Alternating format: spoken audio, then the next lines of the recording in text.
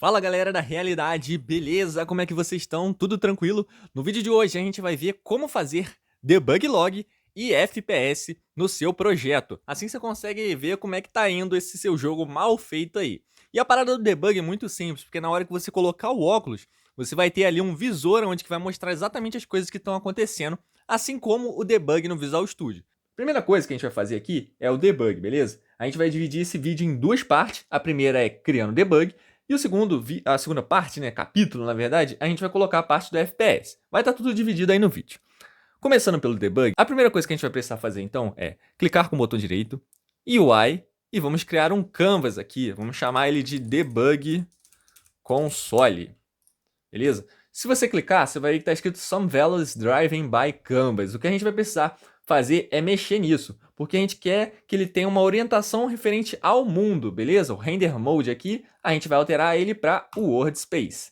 Por quê? Assim a gente vai criar um quadrado ali certinho com as orientações que a gente quer. Eu vou pegar na minha colinha e o que a gente vai fazer aqui é colocar o tamanho como 1000, a altura como 700 e aqui na escala vamos colocar 0.001. Aí dá Ctrl C, Ctrl V, Ctrl V e vamos ver onde que ele está. Tá lá não sei aonde. Na posição então a gente coloca para 0 e aí sim ele deve estar lá perto da onde que a gente nasce de fato. Tá vendo que ele está aqui? Olha lá, agora tá certinho. Vamos, tá bom, acho que por hora tá bom. E aí você deixa do jeito que você quiser aí. Esse é o componente que vai gerenciar inicialmente as coisas que estão acontecendo. É onde que tudo vai ser renderizado. Ele que é o componente pai. A segunda coisa que a gente vai precisar fazer, para não ficar essa tela branca que não dá para enxergar nada, e aí, botão direito, UI, Image, vamos colocar aqui Background. Show de bola? Clica nele de novo, vem, abre, expande o image e vamos trocar a cor dele para colocar para preto. E aí ele está pequenininho ali, o que a gente vai fazer é expandir ele, 1700. Beleza, agora ele já está tampando todo o nosso componente de console ali. Isso aí é situacional, você coloca da cor que você quiser, que vai ficar a mesma coisa. A segunda coisa é adicionar um text aqui. UI, text, vamos chamar ele de título, por exemplo. Que é para ficar bonitinho, aparecendo debug lá em cima. Clica com o botão direito, vamos ver que não dá para enxergar muita coisa ali. Vou colocar aqui, debug, botão direito. Show. Vamos colocar aqui o tamanho dele como 40. Você configura do jeito que você quiser.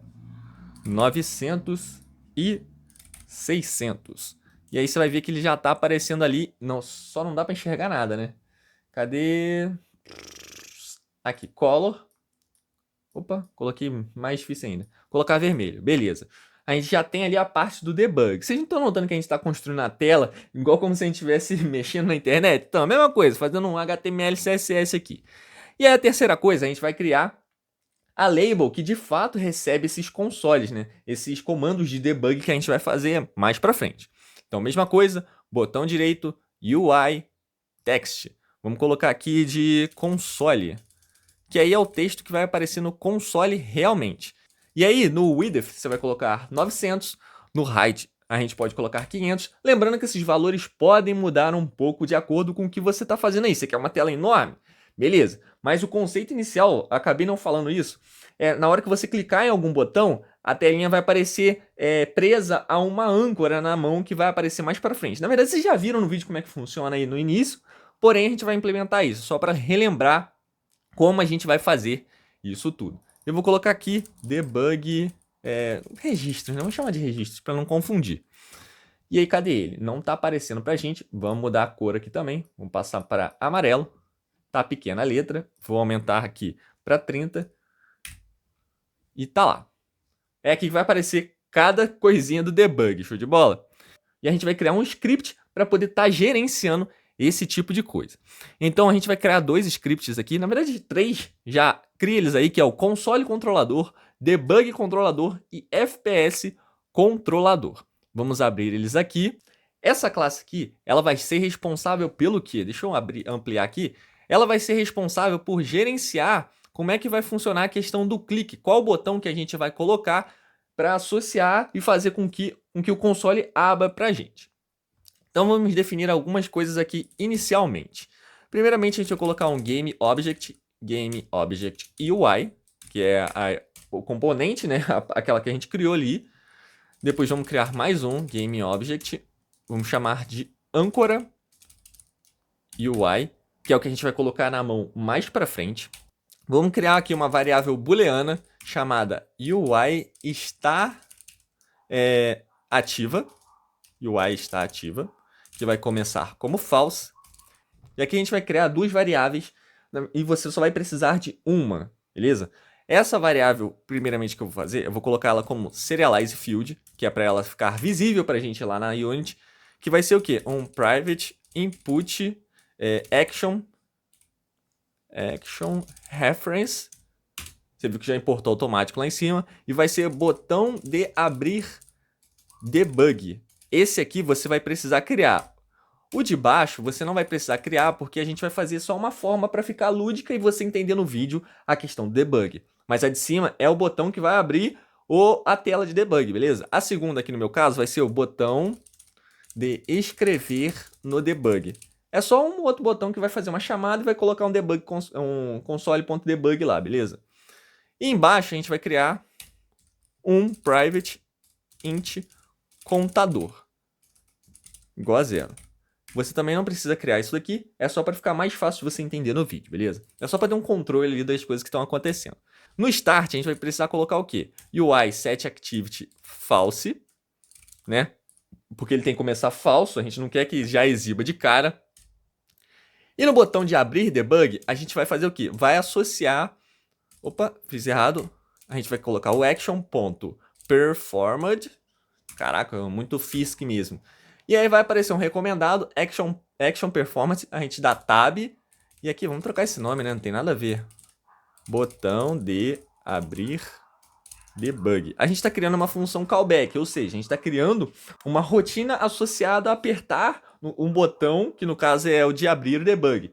Então a gente vai fazer, toda vez que o usuário apertar esse botão, eu quero que você me envie informações para ele, beleza? E aí, a gente vai criar mais um. Esse aqui de cima você precisa fazer. O de baixo, como eu falei, é só para ficar mais fácil da gente entender no vídeo. Que esse aqui é o botão de escrever no debug. A gente vai fazer do mesmo jeito. Performed, mais igual. E aí, beleza. Vou trocar aqui o nome. Botão de escrever no debug. Show de bola. Vamos começar aqui pelo botão de escrever. O botão de escrever, a gente vai só dar um debug.log. E vai passar aqui dentro. Rapaz, tem hora que tem mania de ficar usando teclado americano e depois tem que usar teclado português. É um rolo do caramba. E aí a gente vai passar aqui dentro o contador mais. É só esse daqui que esse botão de escrever no debug vai estar. O segundo é o de abrir o debug, beleza? E o que a gente vai precisar fazer? É muito simples. Então a gente vai ver que a UI, a nossa variável booleana, vai receber ela mesma, porém negada. Assim a gente tem um toggle, né? Então se a gente clicou uma vez, fica positiva, clicou de novo, fica negativa. E a outra coisa que a gente vai ter que mexer agora é que a UI, de fato, a tela do console, vai precisar estar o quê? Ativa. Ou melhor, vai receber UI está ativa, né? Que assim a gente tem esse controle o tempo inteiro. E a próxima coisa que a gente vai precisar fazer é no método de update. Por quê? O que esse método vai fazer? A gente vai precisar fazer uma verificação se a UI está ativa. Para quê? Para a gente setar a localização do nosso console. Lembra que a gente criou ele aqui? Ele está no lugar estático. Agora ele precisa seguir a nossa âncora que a gente criou lá em cima. Vocês lembram? Cadê? Aqui, a âncora. É essa lógica que a gente vai fazer aqui dentro. Então toda vez que estiver ativo, ele vai setar aquela tela do console para a localização da nossa âncora que está localizada na nossa mão. Então vamos colocar aqui UI.transform.position, ou seja, na posição dele eu quero a âncora. Âncora transform.position, ou seja, eu quero que essa UI receba a localização da onde que a minha âncora está. Em qual rotação, né? Porque senão vai ficar virado tudo para um lado, nada a ver, e não é isso que a gente quer. Então vai ser UI transform Euler angles, ou seja, é a rotação em degraus, tá vendo? Olha lá. E é isso, vamos ser igual new vector 3. E aí, quais que são os parâmetros dele? O primeiro deles vai ser o ancora.ui.transform.EulerAngles.x. Depois, ancora.ui.transform.euler. Cara, tem hora que dá uma travada legal, mano. .y e o z não interessa pra gente. Sendo assim, a gente já tem a lógica do nosso controlador de tela, né, do debug em si, pronto. A gente já consegue fazer ele aparecer ou desaparecer. Já testa aí para ver se você está funcionando, se você conseguiu ficar no mesmo lugar que eu. E agora vamos para a segunda parte do nosso console, que é o console controlador, né? Que é o que de fato vai aparecer ele para gente. Aqui em cima a gente vai precisar de algumas coisas. Um public text, já importa, debug text, que é aquele que a gente criou chamado registro. Vamos precisar de um string output, que é o que vai receber os valores, que vai ser um string.empty. Eu sempre gosto de inicializar, acho que eu já peguei costume. String stack.empty também. E uma lista de strings, que vamos chamar de textos mesmo. Teria um jeito mais fácil de fazer isso, já te adianto isso. É por meio de scroll, entendeu? Mas aí vai ficar mais coisa de tela e não compensa. Desse jeito aqui funciona super bem. Vamos usar o private void on enable e void on disable. No on enable a gente vai fazer o quê? Vamos chamar o application.log message received. Cara, aqui, mano, é Duolingo na veia, mano. É o dia inteiro fazendo Duolingo, não tem como, mano. É muito em inglês mesmo. E aqui no onDisable a gente vai fazer o inverso. Tá vendo que tem um mais aqui? Ele tá recebendo isso. Então no disable a gente vai fazer o inverso. A gente vai remover ele. Olha lá, ele já até sabe. Aqui no onEnable também a gente vai fazer uma coisinha. Vamos criar, na verdade, uma função, porque a gente vai usar isso aqui mais de uma vez. Sempre bom. Chamado extract method. Cara, padrão de projeto aqui, tá? Isso daí já é o próximo playlist do canal. Padrões de... Isso não é nem um padrão de projeto, não. São boas práticas de programação. Mas vale a pena você saber. Por quê? Na verdade, vou fazer ele aqui e você vai entender o motivo. Então, o output, aqui na hora que a gente abrir, o que a gente vai fazer? String.join. Olha lá, ele já até sabe. A única diferença aqui no textos aqui, a gente vai dar um toArray. E pronto. Ou seja, ele vai pegar todos os itens que estão na lista de string e a cada item ele vai simplesmente ir lá e colocar um /n. Na verdade, não precisa nem desse toArray aqui, né?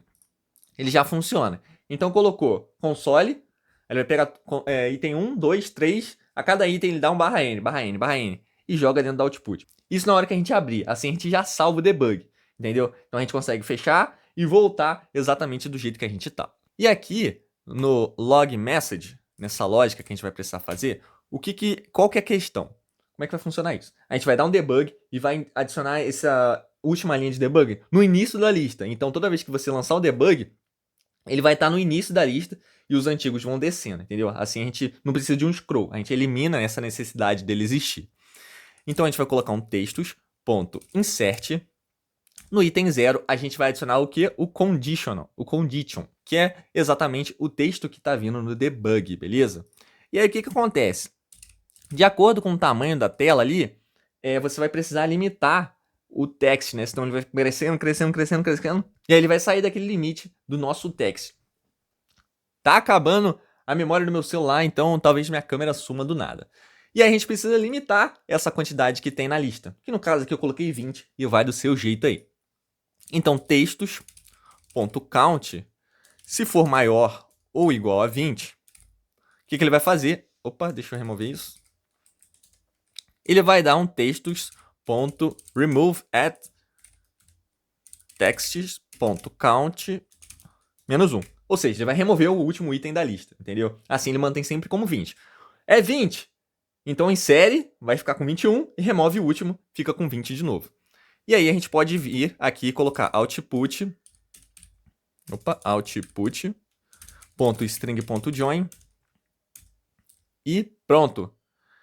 E aqui embaixo a gente deixa o stack. Na verdade nem precisa desse stack porque a gente não vai usar ele, né? Mas stack Stack Tracer. Às vezes você quer alguma coisa com Stack Tracer, né? É simplesmente a pilha de chamadas. Show? Vamos apagar isso daqui. O update a gente não vai usar, a gente vai usar uma coisa um pouquinho diferente, que é o onGUI, beleza? Ele funciona literalmente igual ao update, porém isso daqui é para telas, entendeu? Então, toda vez que acontece alguma chamada ali, né, do cada frame, esse método é chamado. E dentro dessas chamadas, o que a gente vai precisar fazer é passar o debug.txt e receber o output. Show? Essa parte aqui, tranquila. Porém, você notou que eu repeti 2 vezes isso daqui. O que eu estava falando sobre o extract method é simplesmente você ver repetição de código, extrair aquele código, beleza? E passar ele para uma função. E assim, você simplesmente extrai aquele código repetitivo e torna ele orientado a funções, né? E diminui, e fica muito mais legível. E aí a gente pode simplesmente criar uma função aqui, void set output, colocar o arrow function, remover ele daqui, passar para cá, set output aqui, copia aqui e joga lá em cima e pronto. A gente tem 2 lugares que chamam a mesma coisa. Agora vamos colocar esse negócio para funcionar. Vamos voltar aqui na Unity. E quais são as primeiras coisas que a gente precisa fazer? Primeiramente, vamos criar a nossa âncora. No meu caso aqui vai ficar na mão esquerda. Então você clica na mão esquerda, botão direito, Create Empty, âncora UI. Beleza? E o nosso script de debug controlador, ele vai ficar aqui, ó, no Event System, que é ele que gerencia ali todos os controladores relacionados ao óculos, entendeu? Então, você vem aqui, debug controlador, joga ele lá. E aqui ele pede algumas coisas. A UI é de fato o debug console. A âncora é o que a gente acabou de criar. E no botão, você vai escolher aí qual que você quer que abra o debug. No meu caso é a mão esquerda, o botão de select. E o de escrever, no seu eu acredito que não tem, como eu falei, é só questão para aparecer mensagem, vai ser o grip. Cadê ele? Grip. E assim, a nossa UI já abre e fecha. No segundo momento, a gente vai precisar gerenciar aquela questão dos textos aparecendo. Então você vem aqui, console, e vamos jogar o nosso script console controlador. E passa... Rapaz, fiz isso daí de um jeito mais difícil. Vou passar ele mesmo, não tem necessidade. O que você pode fazer? Simplesmente vir aqui, remover esse debug aqui, e no start você coloca um get component. Assim ele já puxa ele mesmo e não precisa dar essa volta que eu dei aqui agora. Então essa parte do debug a gente finalizou. Vamos entrar agora na segunda parte, que é a questão do FPS. Vai aparecer aquele FPSzinho ali do lado, para você gerenciar o seu jogo todo zoado aí que você fez mega pesado. Sabe como é, né? E quem nunca? Eu faço também. Às vezes é meio chato ficar otimizando o negócio. Então você vai vir aqui, deixa eu apagar aqui, vai criar um UI Canvas, vamos chamar ele de FPS Debug. E aqui do lado onde está Screen Space, você vai trocar para Screen Camera. E a nossa câmera, obviamente, é a nossa câmera principal do óculos. Ou seja, aqui eu estou escolhendo aonde que ele vai renderizar, né? Para que ele vai renderizar? Ele vai renderizar na nossa câmera, que é o que a gente está de fato vendo as coisas acontecendo. Depois que a gente fez isso, a gente vai precisar fazer o quê? Vamos criar dentro do Canva um UI text. Vamos chamar aqui de texto FPS. Vamos colocar aqui no text, só para a gente saber onde que tá as coisas, FPS. Vou trocar a cor para vermelho. E aqui em cima, no width, 200, 100. Aí ele já apareceu aqui, porém eu não quero nesse lugar. Eu quero que fique no canto, em algum canto, né? No canto direito ali, tá bom para mim. E do FPS é literalmente só isso. Agora vamos voltar aqui pro nosso script que a gente vai entender um pouco como funciona isso. O do FPS, sinceridade, é mais uma receita de bolo, entendeu? Então é só a gente seguir, mas eu vou dar uma explicada aqui por alto para você não simplesmente dar Ctrl+C, Ctrl+V aí. É isso. Agora o que está acontecendo aqui para você já sair do vídeo? A gente está verificando, né, se o contador de frames é igual aos frames para refresh. Então a gente setou que a cada frame, a cada 10 frames, por exemplo, ele vai dar um reload. Se não for igual, o que vai acontecer? A gente vai receber o tempo total.